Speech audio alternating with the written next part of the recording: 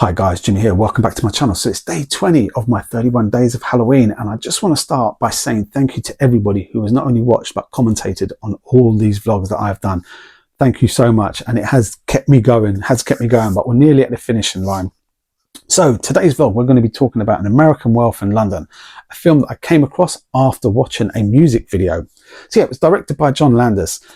I didn't see this video when it first came out, or this film rather, when it came out in 81. Didn't see it in 82, didn't see it in 83. I think the earliest I might have seen it would have been 84, 85. And the reason for that is Michael Jackson's Thriller, the music video came out, the album came out in 82, I think, roughly around about that time. The music video came out in 83, premiered on Channel 4. Back in those days, we had 4 TV channels. There was no MTV in the UK. There was in America, but not in England. And I remember watching the 15 or 14 minute video to this song. Now, before that, I'd watched The Wall, which I thought was an amazing music video, and Bohemian Rhapsody, but it was never anything like this. Obviously, at that time, then the world went Thriller crazy. You know, Michael Jackson was everywhere. So I saw it on Channel 4. And then after that, it would be hard to come across because there was no music channels in England. And then this, I think, came out at the end of 83 when it was shown on TV. And then the following year or something like that, I was in my local video shop, which was called Flicks Video, and it was on the Fulham Road, Munster Road in Fulham. And they had this on the shelf and they were selling it for £9.99, which was quite a lot of money for me back then. So I think this would have been 83-ish, I think. No, it would have been 84. Sorry, it would have been 84, actually. It was the year afterwards. So it would have been 84. And I remember watching this and thinking, oh my God, look, they've got a video to a music video. Never seen that before.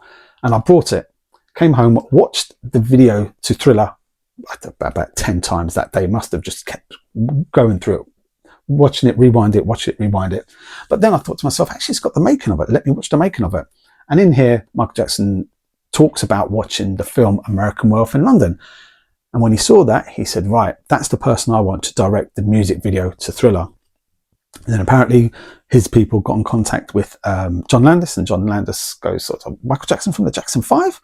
And he said, yeah, that's the one. He wants you to direct his new music video. And John Landis is like, no, I don't want to direct, a 3 or 4 minute music video. I want to do something different. But that's what Michael Jackson wanted as well. So they ended up coming up with this insane music video. And it was in there when Michael Jackson says, I want that guy. And that guy is John Landis. He directed American Werewolf in London. And it was at that point there, I was like, right, John Landis, he's directed American Werewolf in London. I didn't know anything about American Werewolf in London, and I'll be honest with you. I can't recall hearing about it. I can't remember recalling seeing it. I can't remember if I saw it in a video shop or not. But once Michael Jackson said, he's the one who directed that film, I want him to direct Thriller, I was like, right, I've got to watch this film. And that's where I come across An American Werewolf in London, by watching Michael Jackson's Thriller. I probably would have come across it later on in life, but at that age, I was 12, 13 years old, 84, 85, yeah, 12, 13 years old.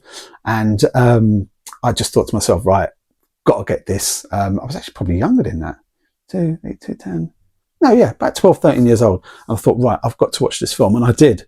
And I was very fortunate.